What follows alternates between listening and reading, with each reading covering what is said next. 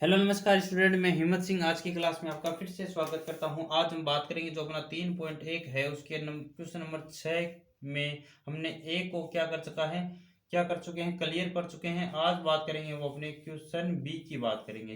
तो बी में जो आकृति है वो आपको दिखाई दे रही है। इस आकृति में x का मान आपको निकालना है। क्या निकालना है दोस्तों? x का मान निकालना है। तो देखो जो बी आकृति है इसमें आपको कितनी भुजाएं दे रखी है? 1 2 3 4 भुजा दे रखी है। कितनी भुजा दे रखी है? 4 भुजा। और चारों भुजाएं क्या है? सीधी है। तो मैं क्या बोलूंगा, जो उपरोक्त आकृति यानी जो ऊपर की आकृति है, यहाँ से हम अपना आंसर चालू हो रहा है। ठीक है, यहाँ से इसका क्या चालू हो रहा है दोस्तों? उत्तर चालू हो रहा है। तो जो अपनी ऊपर की जो आकृति है तो वो 4 भुजाओं वाला एक बहुभुज है। और बहुभुज के कोणों का योगफल यानी बहुभुज के कोणों का योगफल है वो कितना होता है दोस्तों? n-2 कोष्टक में कोष्टक गुणा में 180 डिग्री। ये अपना फॉर्मूला होता है जो हमने क्वेश्चन नंबर 4 में समझा है। अगर आपको ये समझना है तो आपको क्या करना पड़ेगा, अपने पीछे की क्लास देखनी पड़ेगी कि सब बहुभुज के सभी कोणों का योगफल कितना होता है दोस्तों? n-2 गुणा में 180 डिग्री। और n किसको बोलेंगे? भुजा को बोलेंगे। ठीक है, तो यहाँ पे देखो अपने हिसाब से तो ये जो फॉर्मूले के हिसाब से इतना इसका योगफल होगा, लेकिन प्रश्न के हिसाब से इसका योगफल क्या होगा? प्रश्नानुसार ये कोण कितना हो गया? x प्लस में ये कोण 70 प्लस में ये कोण कितना हो गया? 60 प्लस में। अब ये कोण आपको पता नहीं है, ये तो दे रखा है। ठीक है, ये कोण आपको पता नहीं है कितना है, तो हमने ऐसे ही मान लिया कि ये कोण कितना है? ए मान लिया। ठीक है, ये कोण ए, तो ये कोण क्या लिखूंगा मैं? ए बराबर अब कितना होगा?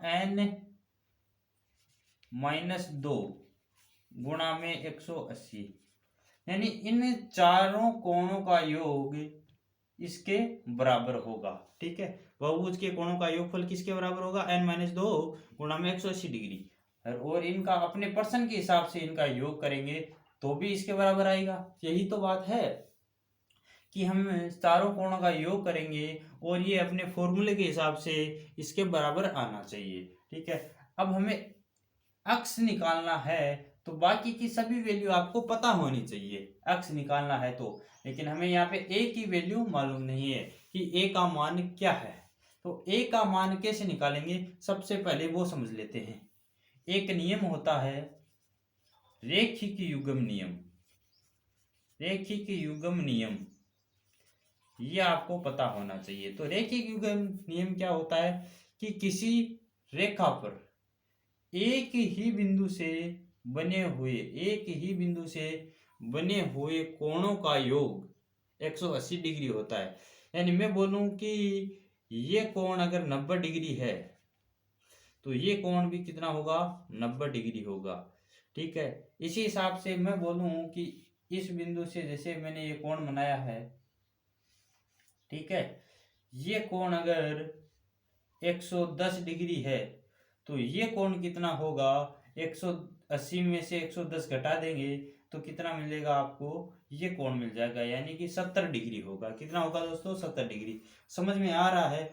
तो रेखिक युग्म से हम ये कोण निकालेंगे, कोण ए निकालेंगे। ठीक है, कोण ए निकालेंगे। ठीक है, यहाँ पे देखो इस कोण को ध्यान से देखो, इस प्रकार से है कि इधर आपको 90 डिग्री का, इसका मतलब क्या है कि ये 90 डिग्री का कोण है और इधर हमने इसको ए मान रखा है। और हम जानते हैं कि रेखिक युग्म से इनका योग कितना होगा? 180 के बराबर होगा। तो ये 90 इधर प्लस का है तो बराबर के इधर जाने के बाद में माइनस का होगा। तो ए बराबर 180 में से 90 घटाएंगे तो कितना बचेगा दोस्तों? 90 बचेगा। यानी ए की वैल्यू कितनी आ गई? 90 डिग्री आ गई। और कैसे आई है? तो वो रेखिक युग्म से आई है, ये भी मैंने आपको बता दिया है। अब हम क्या लिखेंगे? अब देखो हम आगे क्या लिखेंगे।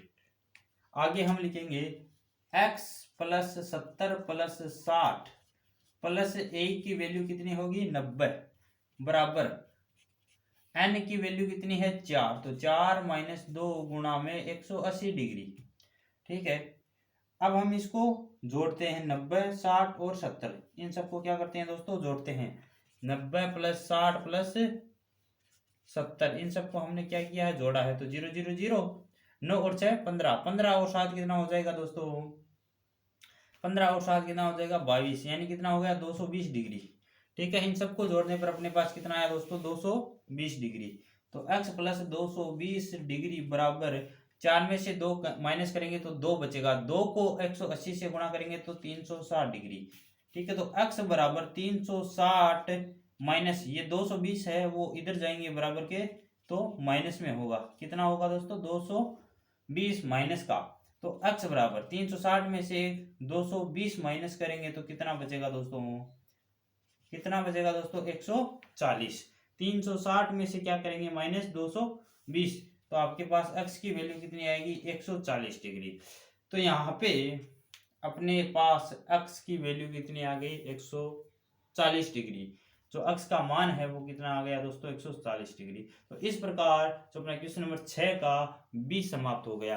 अब हम देखेंगे अगला सी में जो आकृति है उसमें भी हम देखेंगे किस प्रकार अपने x की वैल्यू ज्ञात करेंगे। हेलो, तो दोस्तों देखो, अब अपने पास आकृति सी आपके सामने है और ये आकृति सी है, उसको ध्यान से देख लो।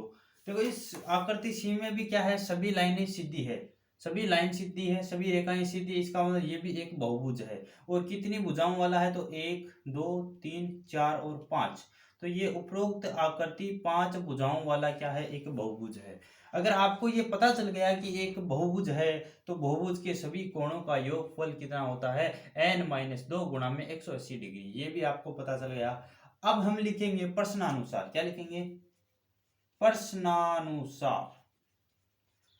प्रश्न के हिसाब से इसके कोणों का योग देखो, पहला कोण कितना हो गया 30 डिग्री प्लस दूसरा कोण इधर ये कितना होगा अक्ष।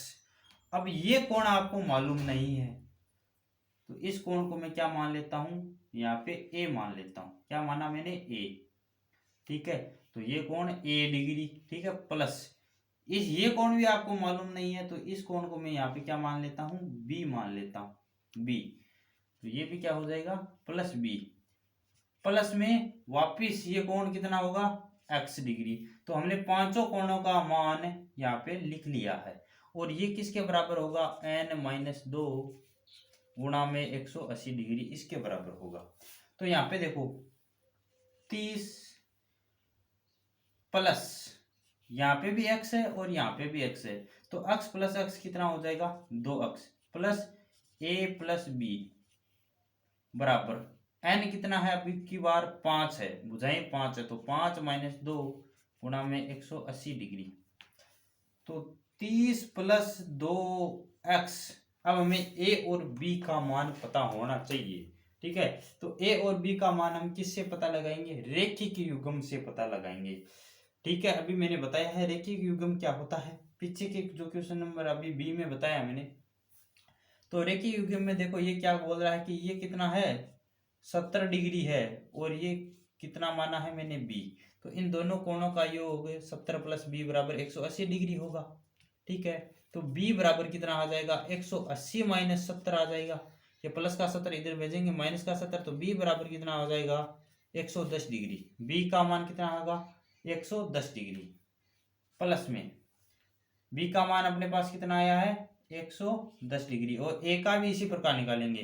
ठीक है, a का भी हम किस प्रकार निकालेंगे, इसी प्रकार निकालेंगे। जैसे ये अपना था, तो ये 60 दे रखा है आपको प्रश्न में, और ये क्या बोला है ए बोला है। तो इन दोनों कोणों का मान भी कितना होगा 180 डिग्री होगा। तो मैं क्या बोलूंगा a प्लस 60 बराबर 180 डिग्री। तो a बराबर ये 60 क्या है प्लस का, इधर जाएगा तो माइनस का, तो 180 माइनस 60। तो a बराबर 180 में से माइनस का 60 करेंगे तो कितना बचेगा दोस्तों 120। कितना बचेगा 120। a का मान भी कितना आ गया 120। a का मान 120 आ गया प्लस b का मान 110 डिग्री आया है। तो ये किससे आया है, अपना रेखिक युग्म से आया है। किससे आया है, रेखिक युग्म से आया है। ये यहाँ पर लिख देंगे साइड में, बराबर 5 में से 2 गया 3 गुणा में 180। अब हम यहाँ पे लिखेंगे a बराबर और b बराबर। तो a बराबर कितना आया था अपना 120 और b बराबर कितना आया है दोस्तों 110। और कैसे आया है, तो ये आया अपना रैखिक युग्म नियम से, रैखिक युग्म नियम से। ये मैंने आपको बताया है अभी अभी कि किस प्रकार हमने निकाला है। ठीक है, अब हम यहाँ पे क्या करेंगे, जोड़ेंगे 2x प्लस 30 प्लस 120 प्लस 110 कितना होगा 260। कितना होगा दोस्तों 260। देखो जोड़ के देख लो, 120 110 और ये 30, इसको जोड़ा 0 0 3 और 1 4, 4 और 2 6, 1 और 1 कितना होगा 2, यानी कितना होगा 260। हम क्या लिखेंगे 2x प्लस 260 बराबर 3 को गुणा किया 180 से तो कितना आएगा, 3 को 0 से गुणा किया 0, यहाँ पे करके दिखा देता हूं मैं, 3 का गुणा 100, 3 को 0 से तो 0, 8 से गुणा किया 3 को तो 24 का 2 असल 2 आ गई। तो 3 को 1 से गुणा करेंगे 3, 3 में 2 जोड़ेंगे तो 3 2 5, 540 कितना आया दोस्तों 540 आ गया। तो हम क्या लिखेंगे 540। तो 2x बराबर 540 माइनस 260, ये प्लस का था तो इधर जाने के बाद में क्या होगा माइनस का। तो 240 में से 260 माइनस करेंगे तो कितना बचेगा, 0 में से गया 0 तो 0, यहाँ पे 4 में से जाएगा नहीं तो एक असर कर लेगा 14, 14 में से 6 गया तो कितना बचेगा दोस्तों 8, 14 में से 6 गया 8, यहाँ पे कितना बचा 4, 4 में से 2 गया तो 2 बचा, यानी कितना हुआ 540 में से माइनस करेंगे 260 तो अपने पास बचेगा 280। अब ये 2 है जो कि क्या है गुणा के अंदर है, तो इधर गया तो भाग के अंदर चला जाएगा, भाग के अंदर चला जाएगा। अब 2 का भाग देंगे किस में देंगे दोस्तों 280 में, 2 का भाग देंगे 280 में तो कितनी बार जाएगा 140, यानी अपने पास x की वैल्यू है वो कितनी आ गई है 140। जो तो अपना जो ऑप्शन नंबर सी था जो आपको डायग्राम दिया हुआ है उसमें आपको x की वैल्यू निकालनी है, और हमने इस प्रकार इस क्वेश्चन को क्या कर लिया है कंप्लीट कर लिया है। मेरे को लगता है कि आपको यह क्वेश्चन भी समझ में आया होगा। एक बार मैं इसका रिवीजन कर देता हूं कि आपको पता चल गया कि इसमें भुजा कितनी है 5, तो ये पता चल गया कि बहुभुज 5 भुजाओं वाला है। फिर हम जानते हैं इसका योगफल, बहुभुज के सभी कोणों का योगफल का फॉर्मूला ये होता है। फिर हमने ये जोड़ा और ये हमने a और b माना है तो a और b का मान यहाँ से निकाल लिया रैखिक युग्म नियम से।